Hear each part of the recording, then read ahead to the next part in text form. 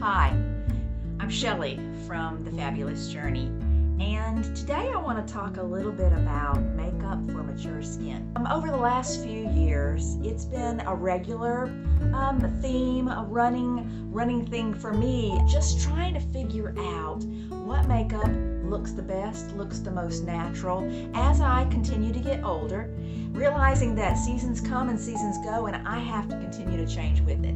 So I'll be talking about a couple of things today. I want to talk a little bit about what to do with really good advice that you find that others give about makeup for mature skin. And also I want to talk about basically what I've found that's working for me, what concealer and what foundations I'm wearing that I feel like give the best and most natural look and finish to your skin.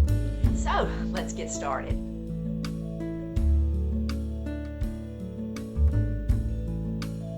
Okay, so I want to talk a little bit about advice from others on YouTube, from other influencers. I have several women that I like to watch, that I enjoy watching their videos. I go on to see what tips they give for different things, and I was watching one the other day. It was from an influencer that I really like.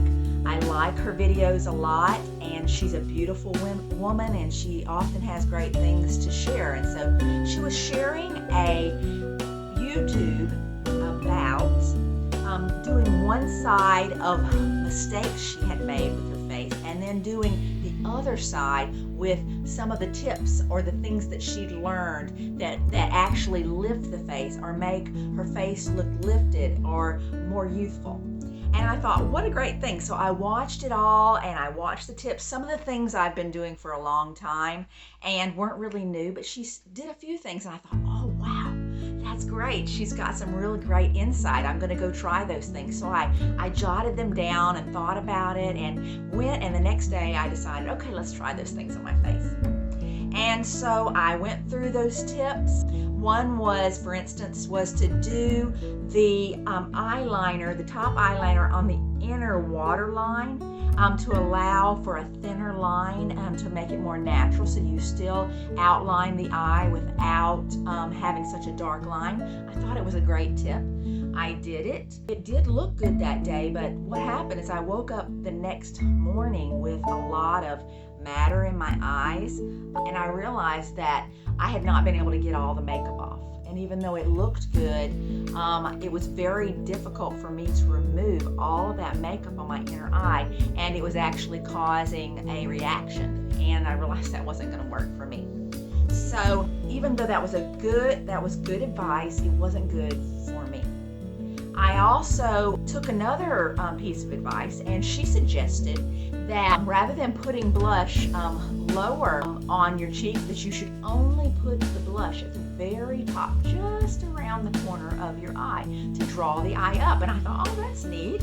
I think that would be great. So I did that the next day, and I found for me that I just looked like I was drained of color the whole day. Now, it looked great on her. She looked smashing.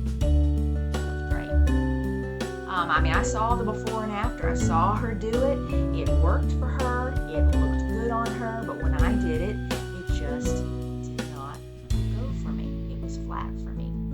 I found that even though I do agree with putting the blush very high on the cheekbone and also going out toward the eye, I felt like I needed a little color in this area. So what do you do when it's good advice, but it's not good for you?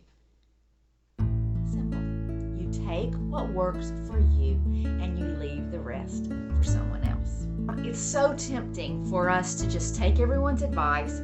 They're an influencer, they look great, they put it on, they look awesome, but you go and it doesn't work for you. Don't keep doing it just because someone that's gorgeous and maybe even your similar age does it and has great success. Just because it doesn't work for you doesn't mean it's not a good technique. It's just not for you. We're all different. We have different skin, different face shapes. Some are long, some are short, some are chubbier, some are thinner, and also wearing age patterns. Some of us age more around our eyes. Some of us age more around our mouth or our jowls. And what may work for one woman who's mature may not work for us. And that's okay. That goes the same for the beautiful nude lip. I've seen people wear the nude lip. I love the nude lip.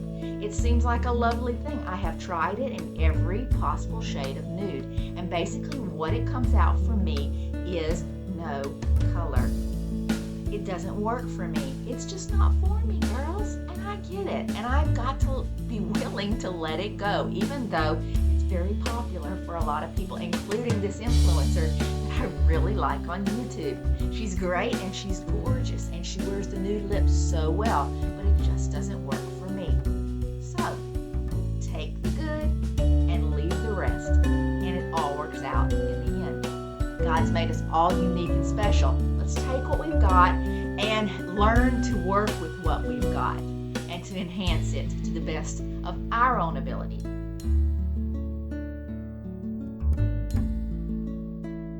Now, the second thing I wanted to talk to you about today is how to get fresh looking, glowing skin. Now, again, let me go back to my previous advice. This is my advice. This is something that's worked for me.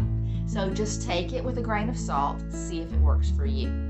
I have been looking and really trying to figure out, as I get older, as my skin changes. Also, I'm 53 years old, so of course I've got hormonal things going on now that causes my skin to seem drier, and so I'm trying to figure out what exactly I need to put on my skin for it to look its best throughout the day. And I have definitely come to the conclusion that less is more. The less I can put on in terms of foundation and concealer, the better it is for me. And I have actually come up with 2 products that I want to share with you today. One, and I really like this one. This is Tula Skincare. And this is actually what I'm using today for my foundation, even though I don't even have any foundation on at all. This instead, and I'm going to put my glasses on so I can make sure that I read it exactly like it says. It says that this is a face filter, blurring and moisturizing primer. Love this stuff. This stuff is the bomb. I just recently found out about this actually from one of my young cutie patootie nieces. She actually uses this and she doesn't use a foundation. And when I heard that, I thought, oh, that sounds interesting. I think I'll try it. So I ordered it from Amazon, and I'll have a link down for this below. And have really enjoyed it. It basically blurs the tone of your face and really complements whatever coloring you have. And it also leaves your face feeling just moisturized all day long. Now, ladies, I put on my makeup this morning at 8:30, and it is now 3:30 in the afternoon. So quite a few hours have passed, and I want to show you close up what my skin looks like, and this is with just using this, and then I'm going to talk about the concealer I'm going to use. Let me just get a little closer to the screen so you can see what my skin looks like. Hopefully this will work.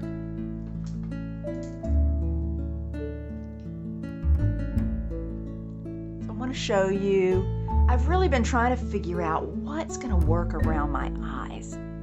I hate coming to the end of the day and then looking at myself in the mirror and I just have like a cracked lake bed under my eyes. I'm not into that. I don't want that. I would rather wear less than have a look that looks dry and unappealing like that. And so I have found that this Tula it just makes a nice covering. It seems very natural, but I definitely can tell that it does even out my skin tone. I have no foundation on my face other than the Tula. Now, what do I do about my concealer? I have found that I really like this, and this is Maybelline Rewind Eraser. Let me put my glasses on again. And where did I put my glasses? Of course, that's my common theme for these days. So let me read the product exactly. And this is Instant Age Rewind Eraser Multi-Use Concealer. And it has on the top a little foam top. And then you just do one click and and then you apply. Now where I apply on my face is I apply starting on the inner eye, and here I apply a slight amount around my nose and at my chin, and then at the very end I just go down slightly the bridge of my nose. It's the idea that you are wanting to have a flashlight shine, as if there was a light at the end of your chin that shines up your face. And so that's really what your concealer should do. And this is an illuminating concealer, so I just take it from there and then I just pull out, going slightly down in a triangle pattern because of the light. There it is. I come around my nose where I might have a few capillaries, and then a dot on my chin, and then lastly, after all that's in, I take a little of the residue on my finger and I just go down the bridge of my nose. And that is the extent of my foundation. And I found that this works so well. So again, take my advice for what it is. It's mine, it's my experience, but I've really found these things to go well, even 7-8 hours, as I've already mentioned to you today. My skin still looks pretty much like it did when I fixed my face earlier, and I'm not finding a lot of creasing. I'm not seeing my makeup creasing or drying out around my eyes, and I feel like these products are really working well for me. Until next time, have a blessed day. And remember that today's choices really do fashion tomorrow's reality, so make them great ones. I hope you'll subscribe to my channel, click the little bell, and I'll see you next time. Bye-bye.